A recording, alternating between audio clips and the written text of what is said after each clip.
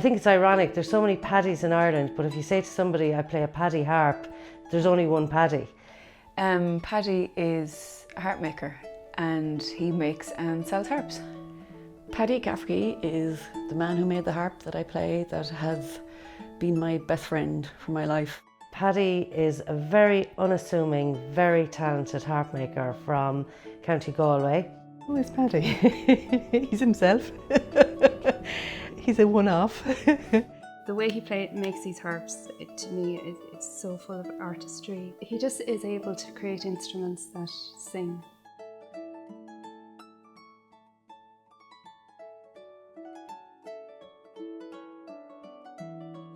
I'm Tríona Marshall and I've been playing the harp for many years, since I was 7 years old. I imagine I'll be playing for many more years. My name is Elaine Hogan. I'm a harpist, I suppose, from Ennis in County Clare. My name is Aileen Kennedy. I'm from Hogan Peninsula, a place called Shilbagan. I'm Toni Cafferky and I'm not a harp player, but I'm married to Paddy, who is a harp maker. I'm Laoise Kelly and I'm a Paddy Cafferky harper. I first came across Paddy's harp because in primary school in Ennis, my best friend played his harp and my teacher played his harp. So I guess I was lucky in that at that stage I didn't know any other harps other than 2 Paddy Cafferky harps that were in school. My mum then brought me up here to have a look at harps that he had made. So we arrived up and he kind of came out and I just have such a vivid image of him coming out, and he came out with this class harp and he was so lovely and just a serenity or something about him.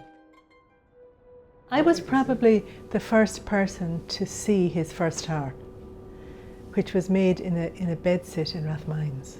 In the daytime he turned his bed into a workbench. He put like a sheet of some kind of wood on top, and he made his first harp. And the first cup of tea that he ever made for me, there was sawdust floating in the teacup. Many years ago I said I was retiring, but I had about 5 years waiting list. So, because I didn't want 5 years to pass and then still have a 5 or maybe 6 years waiting, and where does it stop? So I said stop, and I'm still doing a certain amount. If you don't want to, you just give up and go for a walk in the woods. I know, it's when you get too much work. You can't have any feelings, really, only you're making it. I was working in London. I went to musical instrument making classes at night. I loved it, and somebody gave me the plans of a harp that thought it would be appropriate, you know. So it was. So I started shortly after I came back. It was kind of as a hobby, but about a year after I had a harp made and kept at it ever since. I never expected it to be a full-time job, but it has. I made a few of the harps from the plan, but from feedback from harpists in Dublin, it needed some changes in string lengths and stuff like that. And I had my own ideas about construction, so I designed my own harp.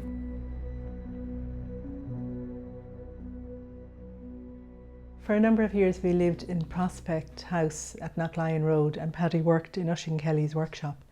He was a well-known sculptor, and his last work was the very big work that's now actually in Mohill in County Leitrim. But the plaster cast was in the workshop of O'Carolan playing the harp, and it was Achill Kelly's last work. But we always felt that the harps Paddy made there were kind of made under the watchful eye of O'Carolan. So we were there for 3 years, and then we came here to Galway. I started playing a small Irish harp when I was 7 and then moved on to the concert harp and played that till I was about 28. And then I discovered Paddy's harps and stopped playing the concert harp altogether and have continued to play Paddy's harps ever since. At the time I was working in the RTÉ Concert Orchestra and I had done a couple of concerts where I had to play O'Callaghan's concerto on a harp. I didn't have a small harp at the time, or an Irish harp at the time, and I borrowed Laoise Kelly's harp, which was a Paddy Cafferky. And I realised as I was playing her harp, I was like, this is really a lovely harp. So I tried to convince RTÉ that they needed to buy to buy an Irish harp for the orchestra, because I had played quite a few concerts on this harp. So I made the trip down here and came to visit Paddy and Toni, and they had a few harps here. But this harp was sitting in the corner, and I tried this harp out, and I knew then that RTÉ were not going to buy this harp, that I was going to buy this harp, because I wasn't going to leave it behind when I left the orchestra. So I bought this harp and have had it ever since. There's just such a huge amount of love and respect gone into the instruments, all the harps, and they're all different. Like, that's different to Laoise's that I was playing earlier, and it's different to Tríona's, and it's different to my other one, and he has made them all, yet they're all different. It's incredible. It's kind of hard to describe, but it's just whatever he puts into them comes out through them, and he doesn't know what they sound like until somebody plays them.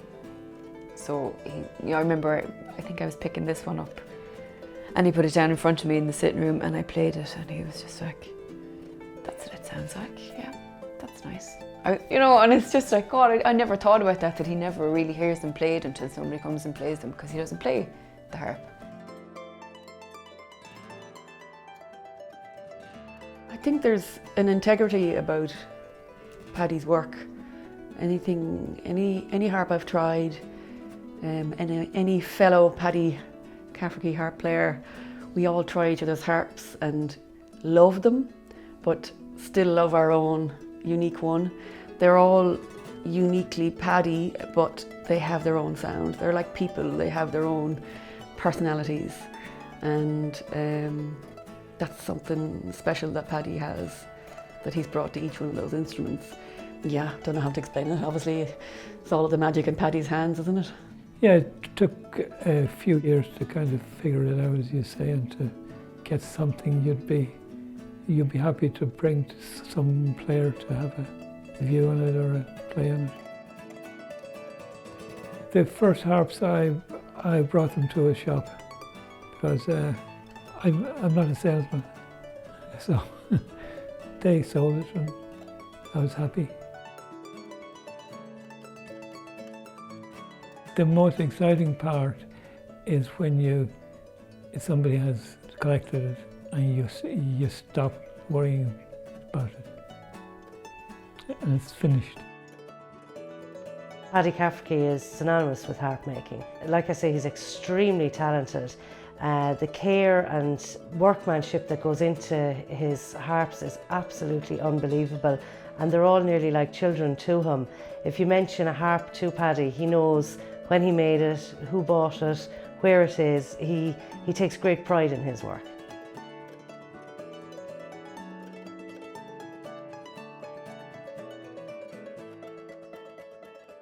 So I have 3 Paddy harps. The first one that I got was a student harp. It was a 32-string model, and it was made from the head of a bed. So the next one I got, I was a teenager when I got it. It was the 34-string full-size model. And the latest one that I got just a few years ago is a new type model that Paddy was making, and he carved my initials into the soundboard. So it's fabulous. It's a personalised harp, so I love them.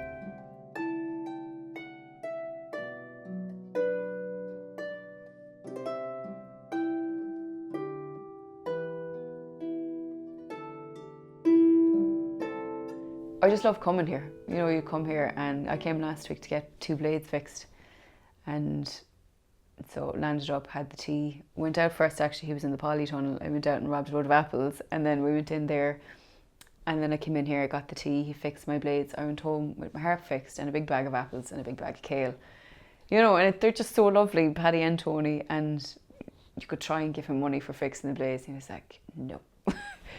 He's just, He's not, it's hard to describe. I'd say he'd make no money, only Toni, you know, is that side of the business. I think Paddy probably wouldn't have had the disposition or I'd be quite a good organiser, you know.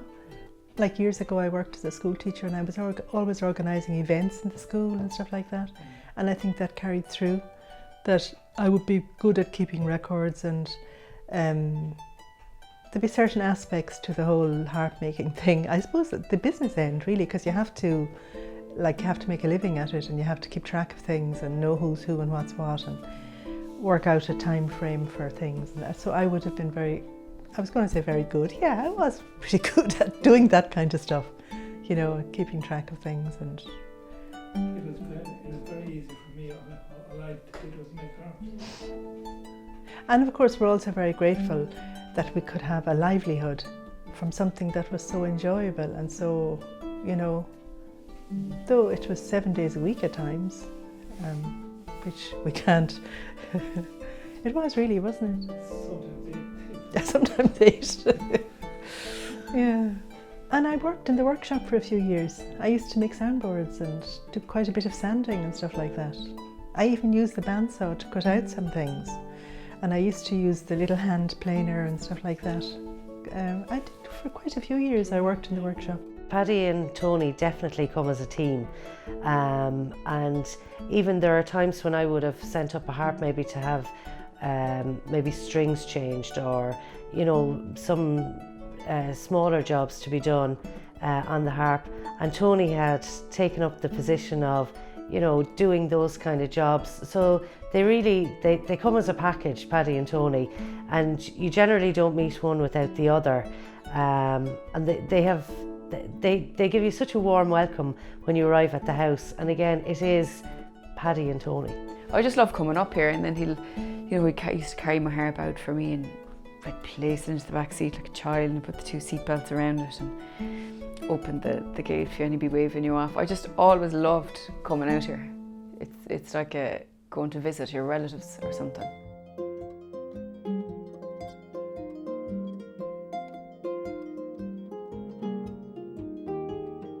But it's just very hard to put into words, because there's, you know, it's almost magical what he does. The other extra qualities would be the stuff that we can't put our hands on or put words to, which would be, I don't know, would it be a spiritual connection? He's definitely a very special person, and you can see it in the harps, you can hear it. We'll often hear people saying that his harps have a wonderful tone and a special sound, and I think it's from obviously skill, but also intuition, I think, is a big part of his talent. It's a serenity about Paddy. There's something really serene about him, and that he is doing exactly what he was put on this earth to do. You know, and you can see that and tell that by playing them, his harps. Anyone that plays his harps, I think, feel the same way, that they're like an extension of your arm or your body. His harps have allowed me to imagine playing music for the rest of my life, because every time I put my hands on the harps, they sing, and that's what I love about them. I think the contribution that Paddy has made to harp making is invaluable, and his harps are going to last long past all of us, so I hope there's loads of music to come on all his instruments.